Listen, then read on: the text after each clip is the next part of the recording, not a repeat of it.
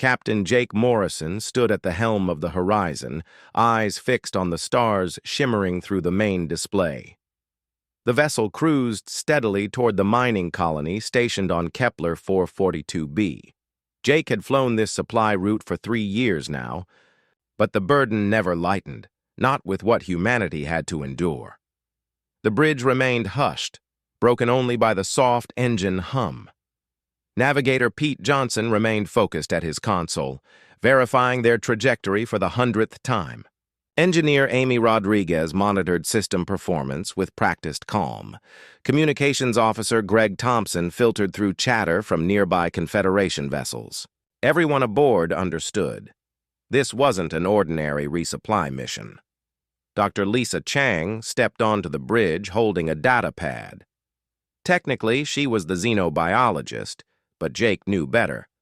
Lisa had access to people and channels on Earth most citizens didn't know existed. She approached Jake and murmured, "The cargo manifest isn't right. Half this shipment is relocation gear." She paused. "They're evacuating the whole colony." Jake's gut clenched. Relocation rumors had swirled for months under the Confederation's guise of resource redistribution. In truth, dominant alien factions wanted humans far from the habitable zones. The Zenturi Empire in particular seemed invested in human hardship. "Where are they being sent?" Jake asked. "Sector 7G, Lisa answered. "It's a graveyard, 3 fading stars and a cluster of lifeless rocks. The mining rigs won't survive 2 years. Pete turned from his display, concern in his eyes. "Captain, that sector's 40 light-years off the nearest trade line. If something happens, no one's coming." Jake gave a grim nod. Each year, the Confederation tightened its grip. What began as taxation evolved into conscripted labor. What started as travel restrictions turned into full interdictions against human ships in core systems. Now entire settlements were being relocated to death worlds. Amy's station beeped. She glanced at it, frowning. "Captain, incoming high-priority message from Earth. Strong encryption." "Route it to my ready room," Jake ordered. He gestured to Lisa. "You're with?" "Me." Together, they entered the compact chamber behind the bridge.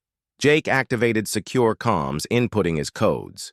The screen flickered, revealing a plain text message. "No sender, no ID. Signal dispatched. Prepare for revelation." Jake stared. Lisa moved closer, color draining from her face. "What does it mean?" he asked. Lisa remained silent, eyes fixed. When she spoke, her whisper cracked. "It means everything's about to shift." Jake had known Lisa 5 years, seen her calm under fire in alien courts, negotiating with threats. But now, she looked like the sky had fallen. "Lisa, what aren't you saying?" he pressed. She tapped a switch, activating full-room lockdown. No transmissions, no eavesdropping. She sank into a seat. "There are truths about humanity the Confederation never discovered," she said. "Truths hidden since first contact, 2 centuries ago." A chill passed through Jake. What kind of truths?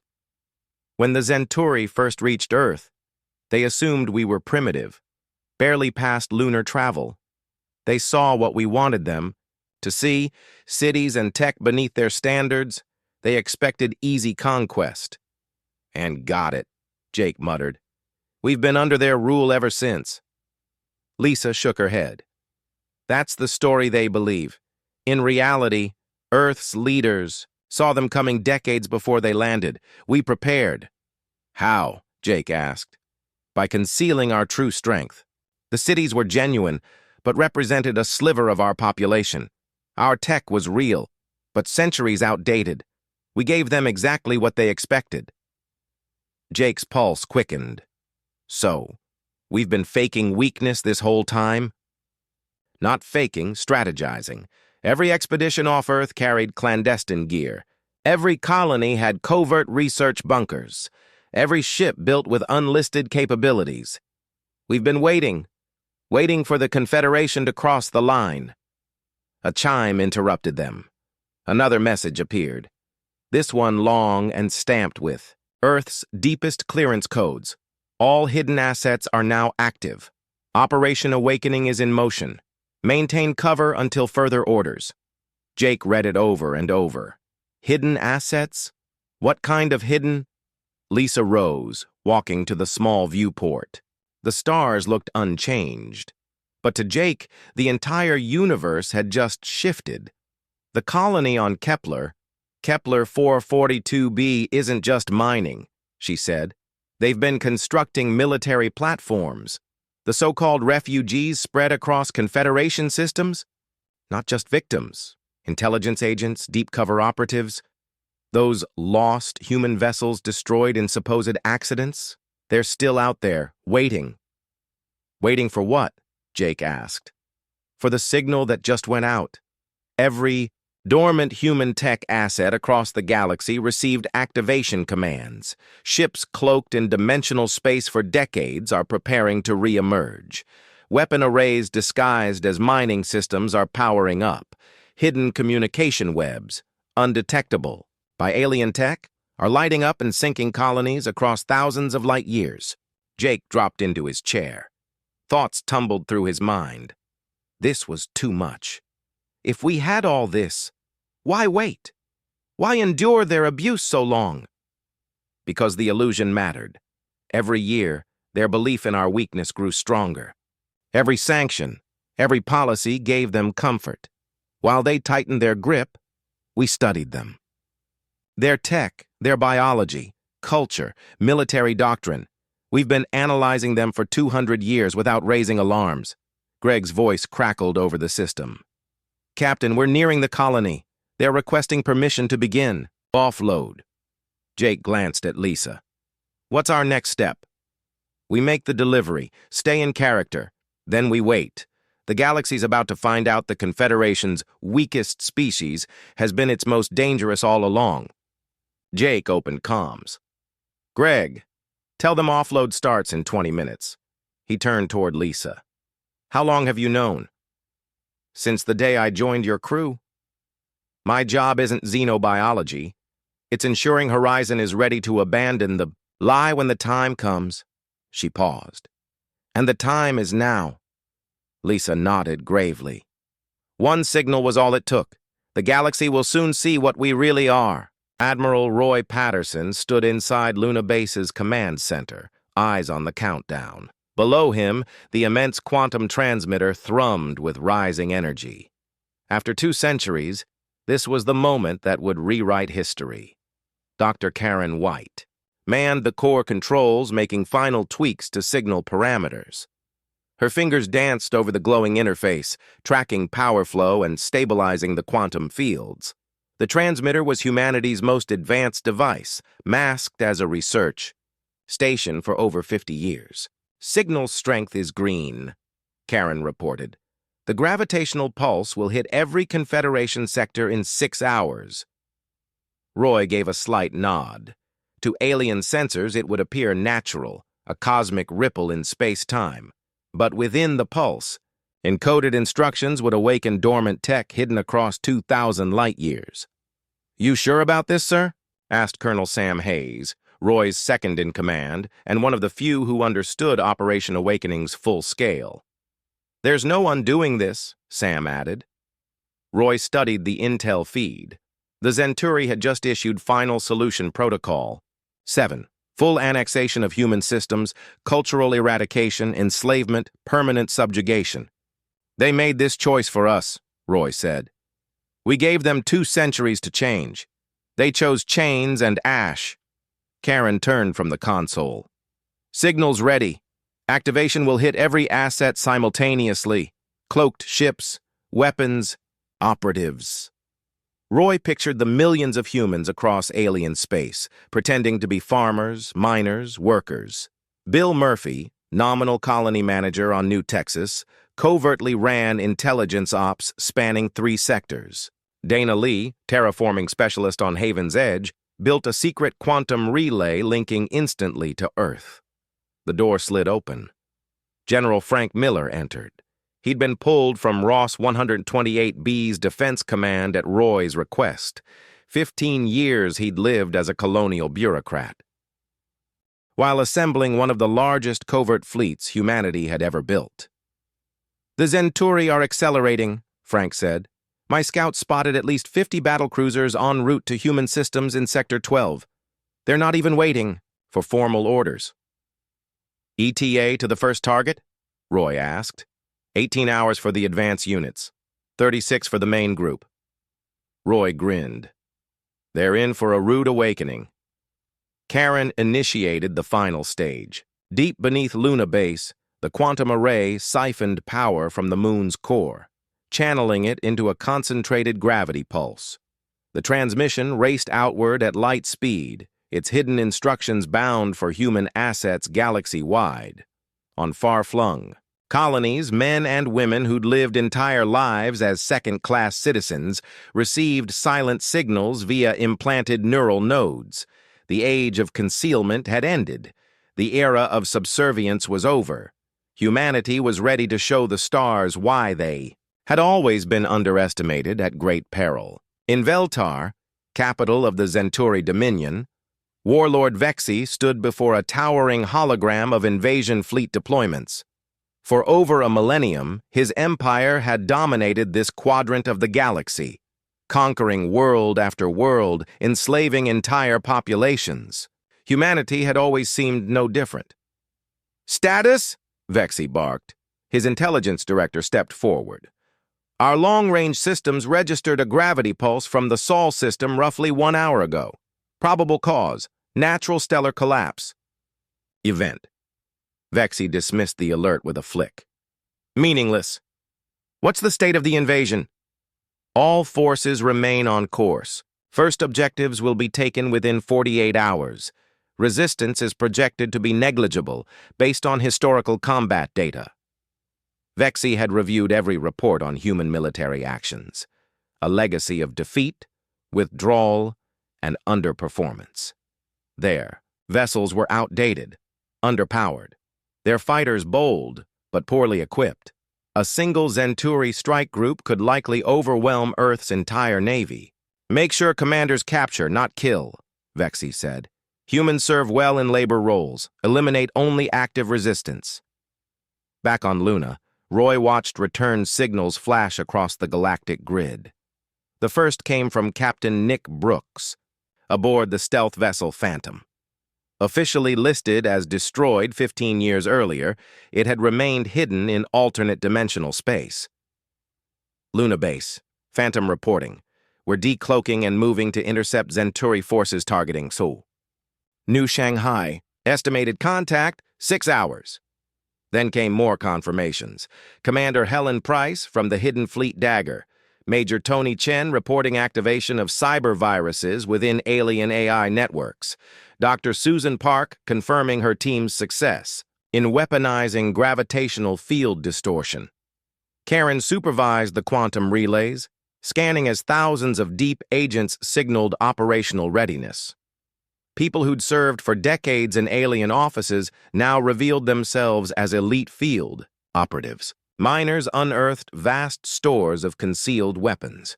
Research outposts cast off false identities to reveal tactical command centers. "What's the total number of awakened assets?" Frank asked. Roy pulled up a secure list. 12,000. Ships across multiple classes, more than 3 million combat-ready operatives, shielded installations spread across 47 systems, and black labs on hundreds of planets. And that's just what we've officially admitted exists. "Aliens will lose their minds when they see how deep we've embedded," Frank said. "Perfect," Roy replied. "Fear makes them reckless, and we've studied their patterns long enough to predict the exact errors they'll make." The central map pulsed with activity, filling with real-time asset reveals. What had been a silent void was now alive with ships and installations.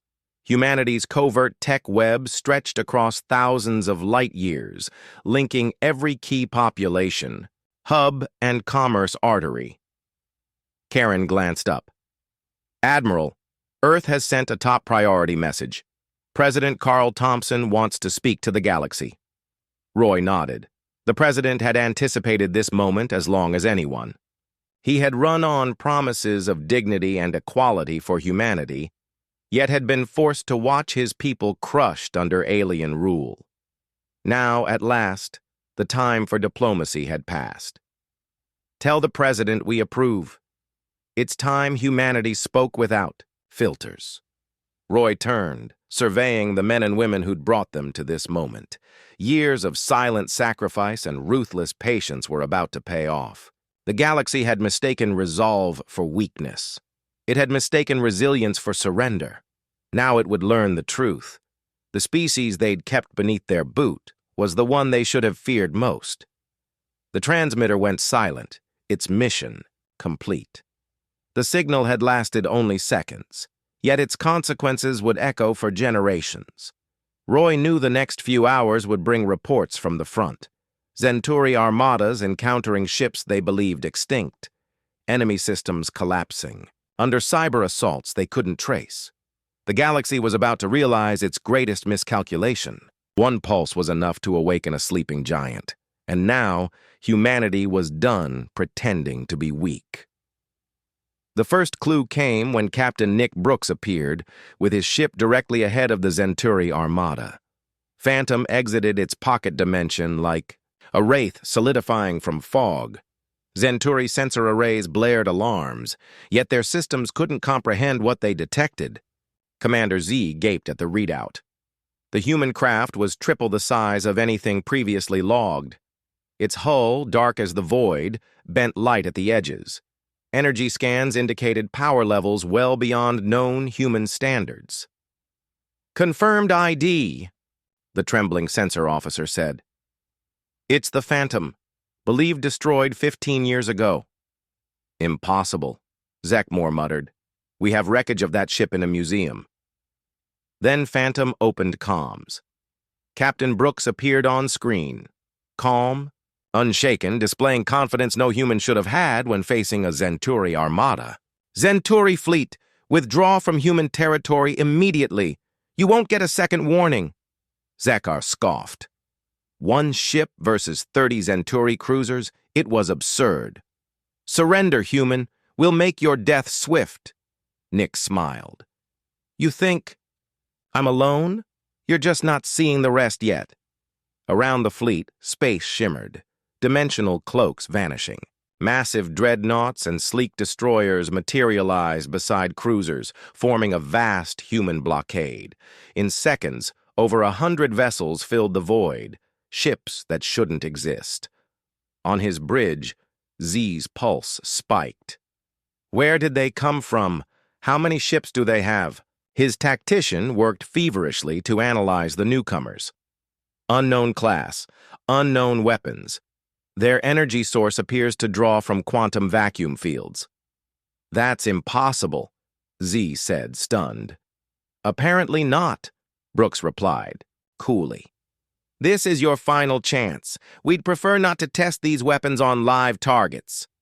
Meanwhile, on Ross 128B, General Frank Miller watched Zenturi dropships descend toward his settlement. For 15 years, he'd posed as an administrator, running crops and ore exports. The invaders had no clue their target was led by one of Earth's top military minds. The colony seemed helpless as the invaders descended. Frank stood in the town's center, surrounded by colonists feigning fear. The Zenturi had run this scenario on hundreds of planets before. They expected submission.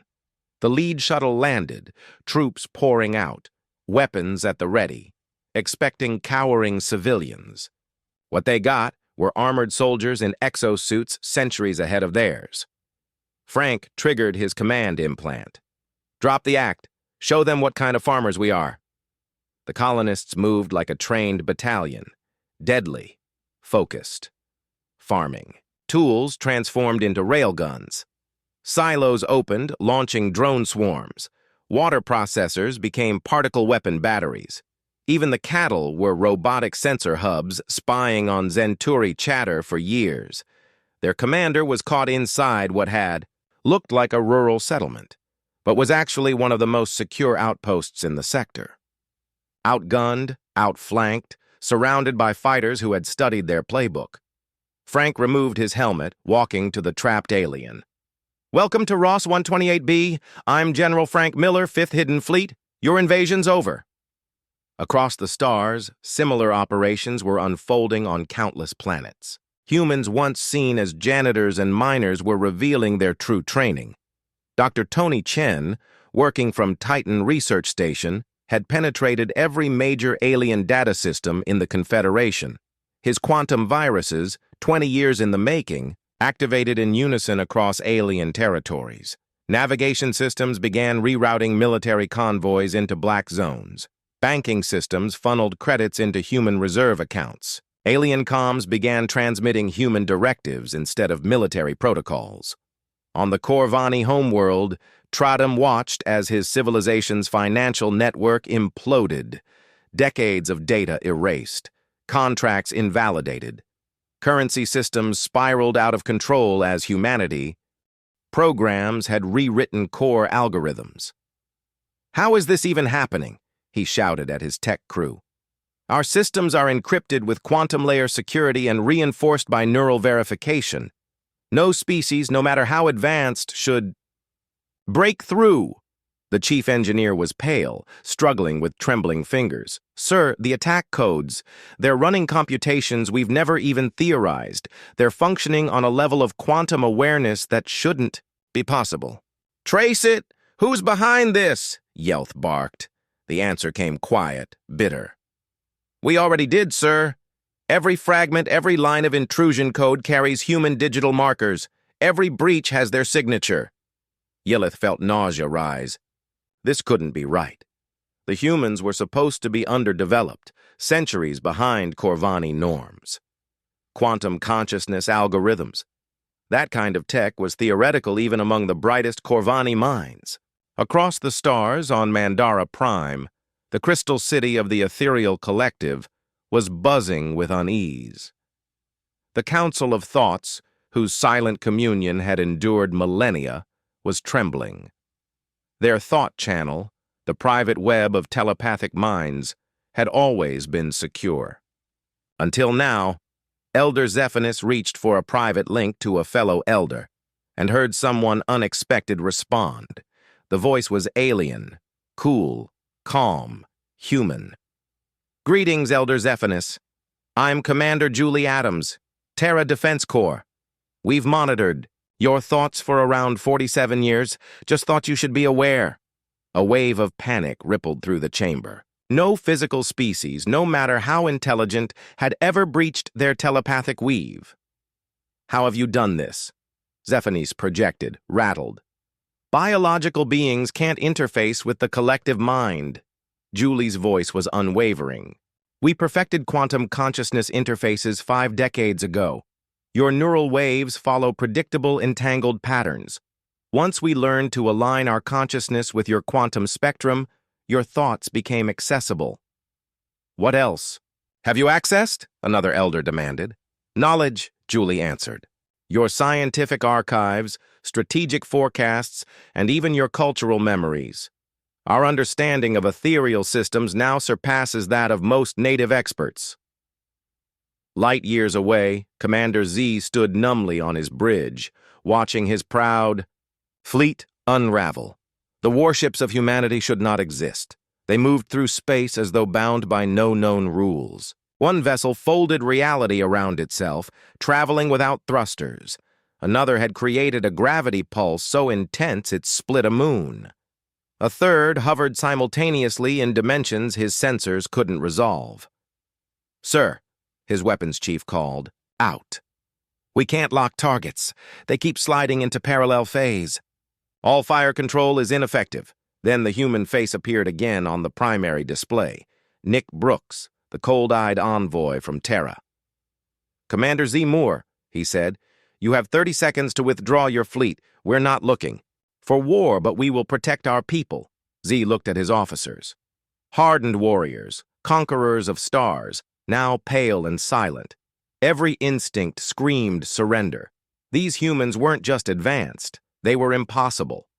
All ships. Full retreat, he ordered hoarsely. Inform High Command. We've underestimated the Terrans. The Zenturi ships peeled away in silence. Behind them, Earth's fleet held position, unmoved, unthreatened. On Luna Base, Nick Brooks transmitted a final message. Admiral Patterson? First contact engagement concluded. Enemy retreated with minimal resistance. The veil is broken. Humanity is no longer in hiding. And across the stars, the change began.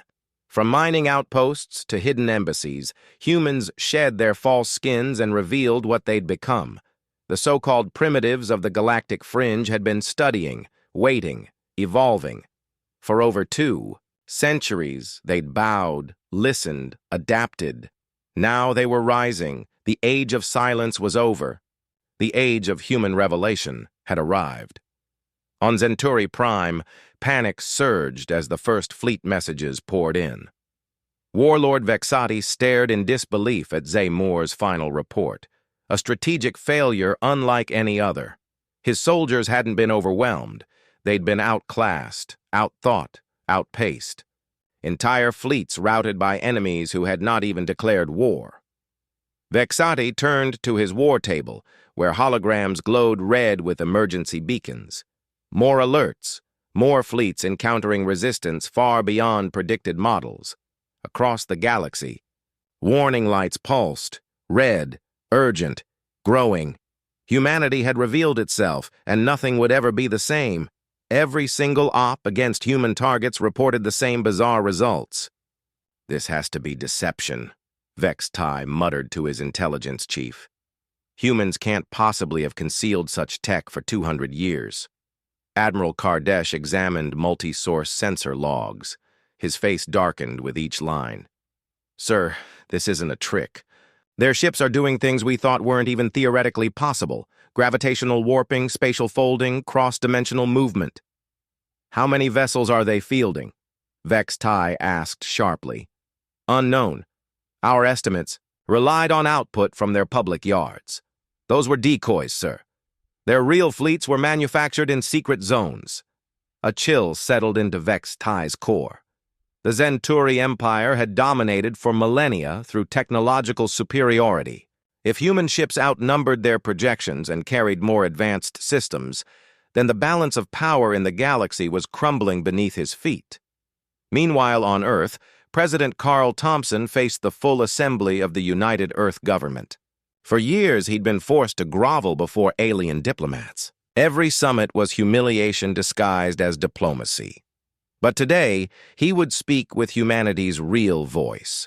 Across Confederation space, Geneva's quantum transmitters connected to every major city. His words would echo across hundreds of worlds, reaching billions of listeners.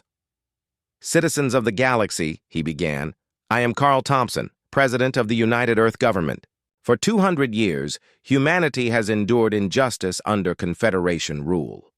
We have been taxed without representation, limited without reason, and threatened with extinction for existing. On Corvani Prime, Tradum watched, helpless, while human. Malware paralyzed their economy. Transfers froze mid-process. Trade hubs collapsed. The backbone of galactic finance was now under human control. Earth's algorithms had replaced native systems entirely. Today, that ends, Thompson declared. The signal from Luna Base has activated defensive systems we've built in secret for generations. We no longer need your permission to protect our people. On Zenturi Prime, Yeleth turned with dread to his economic advisor. How badly are we hit? Severely, sir. Human code now governs our trade systems. Shipping has rerouted to avoid their zones. Worst of all, they've proven our financial structure is wide open to external takeover. Can we undo it? Not without their help, sir. Their code is laced into our networks. Extracting it could collapse our economy. On Mandara Prime, inside the Ethereal's Crystal City, the Council of Thought sat in stunned silence. Their private mind web, invulnerable for eons, was now open to foreign ears. Julie Adams had been transmitting real-time replies to their supposedly silent conversations for hours. Elder Zephinus tried to establish a secure mind link, but found it breached again by that same calm human voice. "We know you're contacting the Zenturi to discuss a united counterattack," Julie projected. "We're also aware of your intentions to deploy psychic warfare against our colonies." "How long have you been intercepting us?" Zephinus demanded. "Since first contact. Your species assumes only psychics can use telepathy. We disagreed. Decades ago, we developed synthetic mind-link interfaces. We know your playbooks, your weapons research, and your internal politics." One of the elders attempted a psychic block. It failed instantly. "What do you want?" he asked. "Nothing," Julie answered simply. "Just peace. We never wanted to rule the stars. We only wanted equality, not chains." President Thompson's broadcast echoed onward. "Your census data says Earth holds 20 billion people. That's false. Including orbital stations and underground arcologies, our true number exceeds 200 billion. We have colonies in systems you don't even know we reached. We possess technologies you still call theoretical." On the Aquilin homeworld, Prime Minister Veltra met in emergency session with her defense board. Her people had reluctantly sided with anti-human policies, but were never enthusiastic allies. "Should we fear reprisal?" asked Defense Minister Colon. "We did vote for relocation protocols." Veltra, who had studied human culture in depth, answered calmly. "They don't seem vengeful like the Zenturi. Every indication suggests they differentiate between aggressors and coerced participants. They don't want dominion. They want security." "What's our move?" Colon asked. "Side with them before we fall with the Zenturi." In orbit, Admiral Stephen Garcia monitored the unfolding campaign from his flagship Destiny. His fleet had emerged in system after system, delivering powerful demonstrations with minimal loss of life. His displays now showed Zenturi forces falling back on dozens of fronts. Alien commanders were clearly confused, unprepared for human strength. Their battle plans had banked on Earth's perceived inferiority. Instead, they'd met overwhelming resistance. "Admiral, multiple minor Confederation factions are offering." "Surrender," his comms officer said. "The Valiant Collective and the Mechanic Syndicate both request non-aggression terms." Garcia nodded. Those species had always been pawns, bullied into compliance. Now, they were seeking distance from a crumbling empire. "Accept their offers. Make it clear, neutrality is..." "They?" "Unknown, sir. Human military doctrine appears to prioritize reducing casualties, even among enemy forces. It's unexpected." Vexi had built his entire career on the idea that true power must be expressed through devastation. The concept that an enemy could win and show mercy baffled him. What are they aiming for? According to their public communications, they're seeking acknowledgement as equals, not superiority. They're defending their borders, not extending them. President Thompson ended his address with words that would reverberate across the stars. "We offer friendship to those who desire peace, and firm resistance to those who choose war. The age of human submission is over, but the age of human tyranny will never begin. On planets throughout the stars, alien governments were beginning to accept a terrifying truth. Everything they had believed about humans was wrong. The species they had dominated for generations wielded technology that rendered their own obsolete. More crucially, the humans were exercising restraint in victory, restraint their conquerors had never shown. The galaxy was discovering that giants need not become tyrants. Some would learn peacefully, others would resist, but all would learn eventually. The balance of power had shifted. There was no going back. 6 months after the signal, everything had changed. Admiral Jake Morrison stood aboard the bridge of his new flagship, the Enterprise, watching as final assembly wrapped up on New Geneva Station. The enormous space platform now orbited where the Zenturi Empire's central command had once stood, until their surrender 3 months ago. Below, the Zenturi homeworld looked calm at last. The deadly orbital platforms that had once threatened dozens of planets were gone. In their place stood aid hubs and refugee intake centers.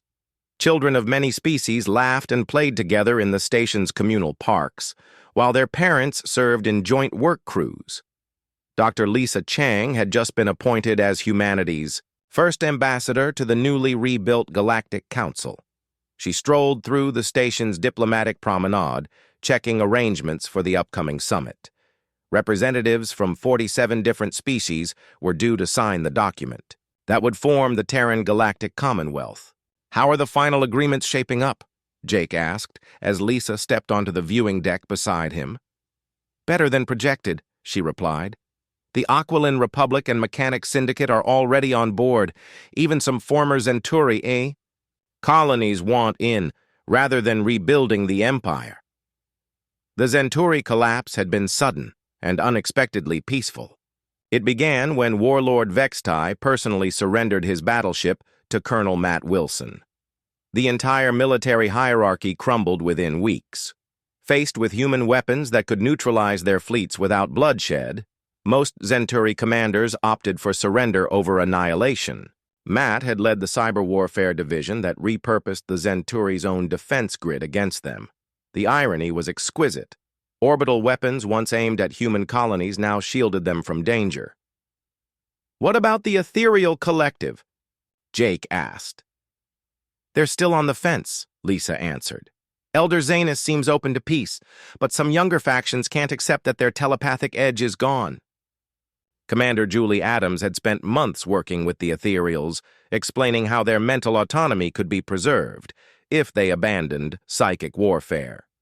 Human-engineered artificial telepathic interfaces could be deactivated, but only through a mutual pact of non-aggression. At noon station time, the summit began. Captain Beth Rogers led the ceremonial honor guard, escorting the ambassadors into the Grand Assembly Chamber. Her uniform bore honors from 12 separate planetary liberations. She wore them without vanity. President Carl Thompson had arrived from Earth that morning to oversee the ceremony personally. He looked different from his wartime broadcasts, less strained, more composed. Guiding humanity through centuries of brutal oppression had aged him. But seeing his people finally free seemed to have renewed his spirit. "Citizens of the galaxy," he began, addressing the gathered representatives. 6 months ago, we lived within a system of fear and domination. Today, we assemble to build something greater. The Terran Galactic Commonwealth is founded upon free will and mutual gain. From the security suite, General Frank Miller, observed as species who once viewed humanity as irrelevant, now hung on every word. It was a transformation bordering on miraculous. But Frank knew the dream wouldn't endure without constant vigilance. The Commonwealth Charter was fundamentally distinct from the old Confederation model. Membership would be voluntary. Species could come and go freely. No single race could rule over others through superior weapons or sheer numbers. Most importantly, disputes would be handled through diplomacy, not conquest. "We invite all civilizations to join us as equals," Thompson continued. "Those who embrace membership will receive security, shared knowledge, and the full protection of our technology. Those who valued autonomy were granted it, so long as they offered the same respect to others." The Corvani delegate was among the first to endorse the charter. Trademaster Yeleth, after months of collaboration with human economists, had rebuilt his species' economic web from the ground up. The new framework was more secure and equitable than anything they'd used before. "The Commonwealth guarantees unrestricted trade and open communication between all member worlds," Yeleth declared as he affixed his signature. "No species will be barred from galactic commerce due to their technological development or military power." The Zenturi envoy approached the table next, his reluctance plain. Former Admiral Kardesh had been selected to speak for his people. He had shown the greatest openness to this changed reality. The Zenturi Empire formally applies for membership in the Terran Galactic Commonwealth, he stated. We acknowledge our previous offenses and accept the rehabilitation terms proposed by the human administration. Jake knew many humans had demanded harsher retribution for their former conquerors, but Admiral Roy Patterson and other human leaders had rejected vengeance. They believed it would only perpetuate cycles of hate and bloodshed. Instead, the Zenturi would devote decades to reparations and learning to live peacefully among others. Dr. Tony Chen, operating from his lab on Titan, was leading the creation of new technologies meant to serve all member species. The gravity-based systems that had won the war were now used for asteroid relocation and planetary terraforming. Quantum consciousness bridges were improving interspecies empathy and understanding. The ceremony stretched on as delegation after delegation pledged themselves to the new order. Some signed eagerly, others with visible hesitation, but all understood that the galaxy had irreversibly changed. Near the end, Elder Zapanis stepped up to the table. The ethereal collective joins the Commonwealth with the understanding that our cognitive privacy will be honored, he proclaimed. In return, we offer our abilities in psychic restoration to help species heal from the war's scars. Commander Julie Adams had spent months with ethereal officials crafting policies that protected both their telepathic network and the mental sovereignty of other species. The negotiations were difficult, but they proved that even former adversaries could become allies. With the final signatures on the charter, President Thompson stood before the assembly one last time. "This is more than a political compact," she said. "It is a symbol of hope, a belief that intellect and empathy can triumph over hatred and fear." Captain Beth Rogers received her orders to launch the first Commonwealth patrols. Her ship was tasked with visiting long-isolated planets and offering them a place in this new alliance.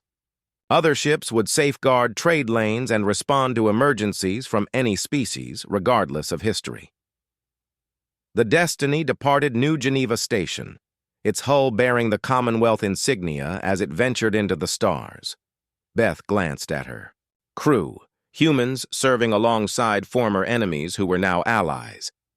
The bridge included a Zenturi navigator, a Corvani communications specialist, and an ethereal mental wellness officer.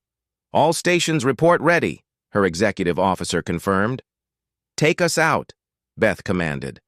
"Let's show the galaxy what peace can be." As the ship entered hyperspace, Beth thought back to that first message from Luna Base. Humanity had revealed its latent strength, but more critically, it had shown that strength didn't require brutality. The old galactic order had thrived on fear and dominance by militaries. The new one would be upheld by cooperation, defended not by tyrants but by guardians of justice. Jake Morrison remained at New Geneva Station, watching vessels from dozens of worlds coordinate to map the unknown and establish shared colonies. Children who had grown up amidst division and xenophobia were now learning in blended communities where differences weren't just tolerated, they were valued. Dr. Lisa Chang, in her first act as ambassador, inaugurated the Institute for Galactic Cooperation. Scientists from every Commonwealth species would unite to address challenges that no civilization could solve alone. Their mission ranged from reversing ecological collapse to engineering faster-than-light communication. One signal had tipped the galactic scales. But it had taken humanity centuries of quiet endurance and clarity to turn power into something meaningful. The galaxy had learned that giants need not become tyrants. Most of all, it had learned this: the mightiest species is often the one that restrains itself from ruling by force. Humanity had waited 200 years to unveil its true capabilities. Now, it would spend the next 200 proving that power should shield, not subjugate. The era of fear was finished. The age of hope had begun.